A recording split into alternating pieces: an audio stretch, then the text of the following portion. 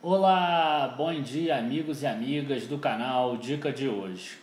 Como vocês sabem, no dia de sábado eu faço algum vídeo falando sobre macroeconomia, tento puxar aí para a bolsa e hoje nós vamos falar aí exclusivamente de bolsa. Como é que a gente vai fazer isso? A gente sabe que lá em 2003 até 2007 a bolsa teve um crescimento muito grande. Então eu quero ver até que ponto esse movimento atual pode ser equiparado àquele anterior e por que aconteceu aquele movimento lá de 2003 a 2007. O que aconteceu de tão especial aí na macroeconomia do Brasil para que a bolsa pudesse crescer tanto ali, né? 500%, 400%, como a gente vai ver no vídeo. Então, eu já peço para vocês, curtam o vídeo, se inscrevam no canal, a gente já começa depois da vinheta.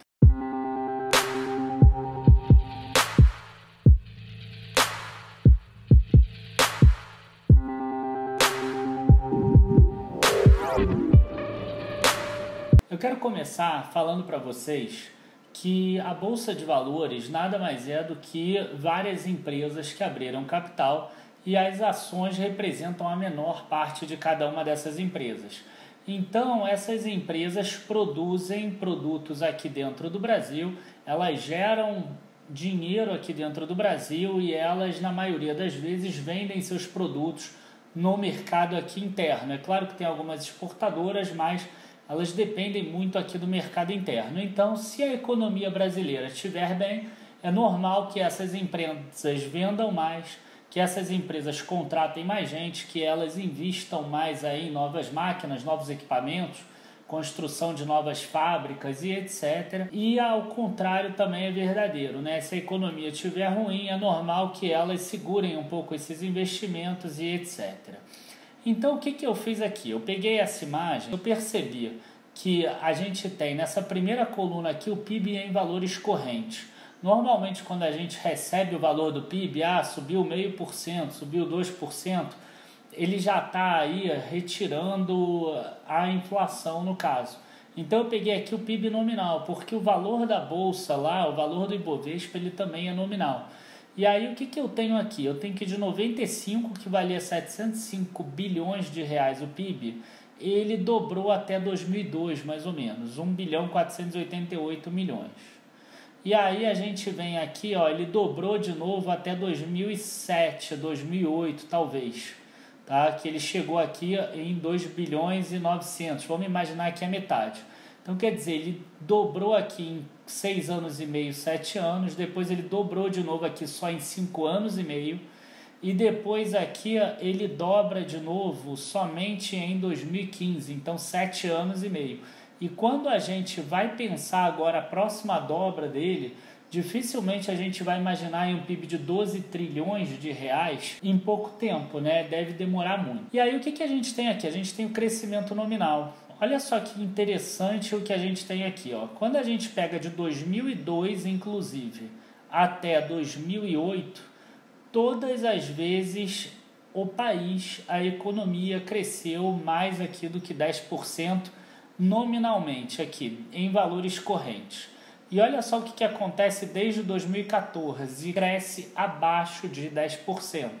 Então é normal que isso aconteça. E aí o que a gente consegue ver aqui? A gente tem a pontuação do Ibovespa, a gente tem o IPCA, a gente tem aqui a variação nominal do Ibovespa e a variação real.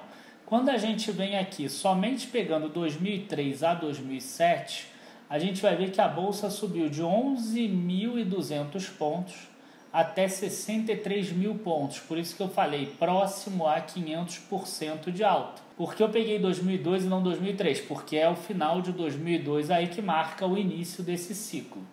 E quando a gente pega aqui a variação do Ibovespa real, a gente vê que excluindo 2003, que estava realmente muito descontada a Bolsa, 80%, os outros anos ela subiu apenas um pouco acima aí do crescimento nominal da economia. Se ficou difícil para entender, eu preferi fazer aqui em gráfico. E a gente consegue ver aqui, esse eixo aqui cinza é o eixo da pontuação do Ibovespa. Esse eixo azul é o crescimento do PIB.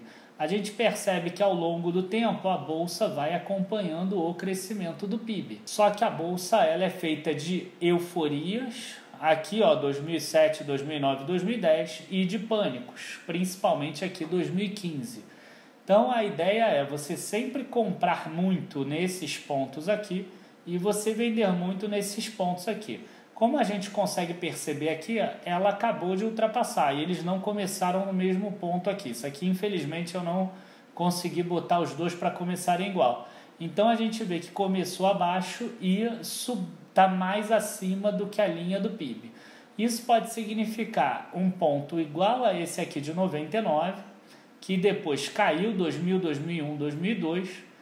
É importante dizer aqui que a estrutura do Brasil era diferente e tinha lá o risco do desconhecido, né? O Lula era desconhecido ainda do mercado, o Brasil estava desvalorizando a moeda, alguns países do mundo tinham dado calote recentemente, ali a Rússia principalmente, e os tigres asiáticos em 97, então tinha aí um problema que poderia causar aí uma quebra do Brasil e aí teve uma queda aqui muito grande da Bolsa. Aqui também teve o atentado do 11 de setembro de 2001. Ou se não, pode parecer aqui com o 2003. O 2003 a gente vê que foi possível depois 4, 5, 6 e 7, principalmente por causa de um crescimento robusto aí da economia. E é essa que é a questão aí. Será que vai ter esse crescimento robusto da economia nos próximos 3 ou 4 anos?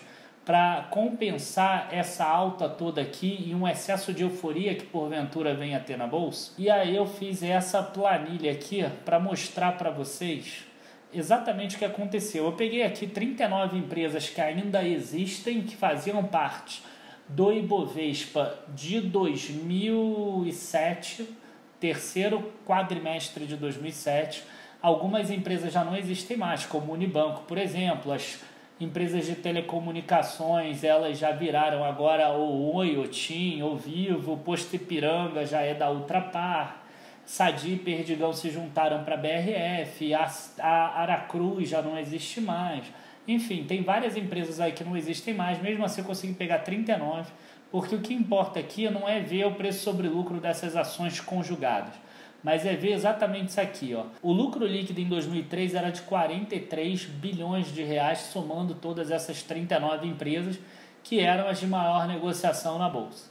O lucro líquido de 2007 era 94 bilhões de reais.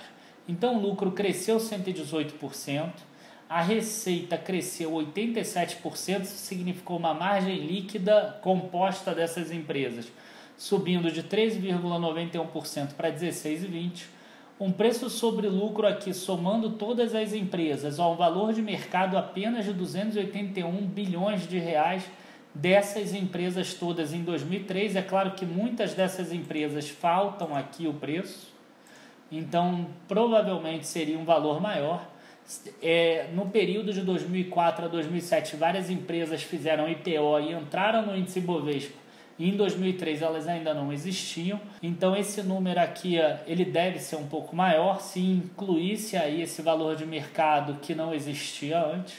E 2007 já um valor de mercado de 1 trilhão e 700 bilhões. É algo que a gente começa a ver, né? Vários IPOs e etc. Então tem semelhança os dois momentos. O crescimento do valor de mercado foi de 522%, boa parte por causa de crescimento dos lucros, boa parte por causa da entrada de novas empresas aí no próprio índice e boa parte também porque o mercado ele é eufórico, né? Na alta, quando chegou lá em 2007 já existiam projeções inclusive do Ibovespa bater 100 mil pontos em 2008 ou em 2009, algo que não chegou até hoje inclusive. E aí eu também fiz uma planilha aqui de 2013 a 2017 que ela tem aí algumas questões. A gente vê que o lucro líquido somado de todas as ações do Ibovespa hoje é de 135 bilhões de reais.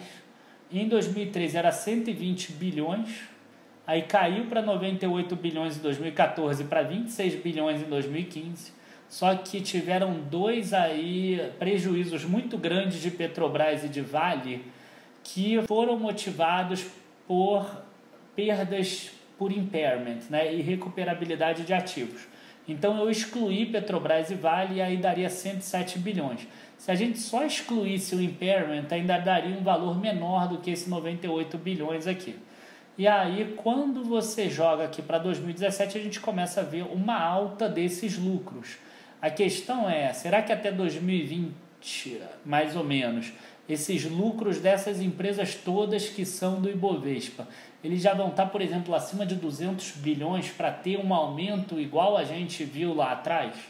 E aí a gente vê que de 2015 a 2017 o lucro cresceu 421%, que na verdade aqui é algo em torno de 30%, excluindo a Petrobras e a Vale.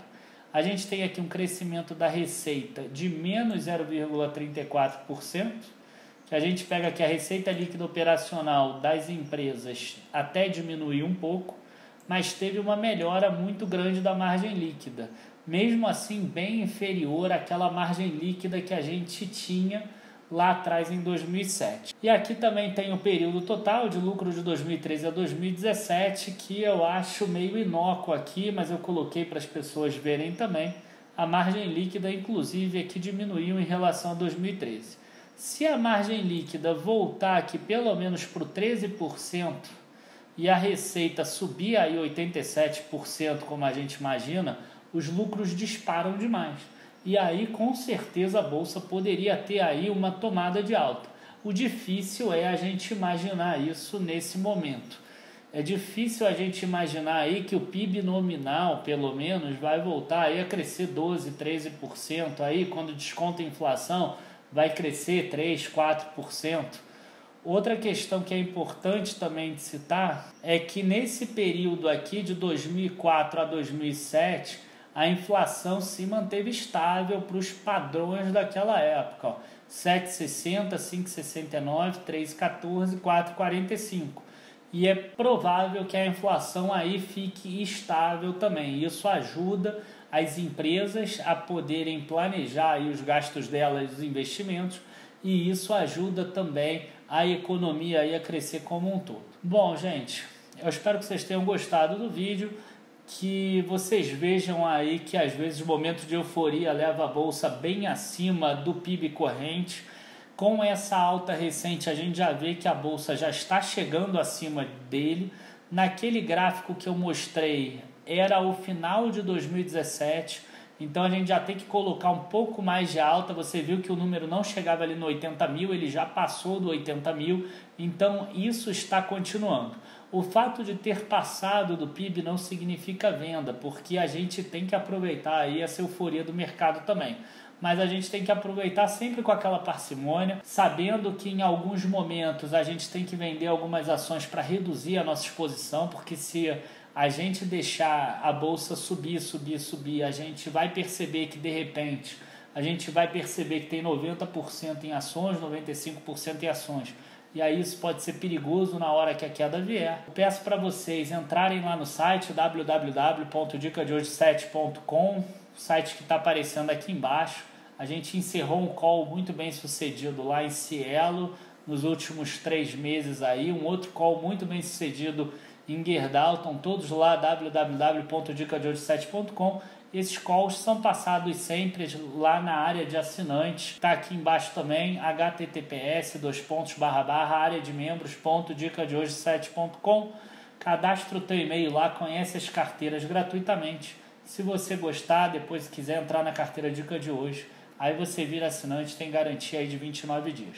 Muito obrigado a todos, abraços, bom final de semana para vocês e bons investimentos na segunda. Tchau, tchau.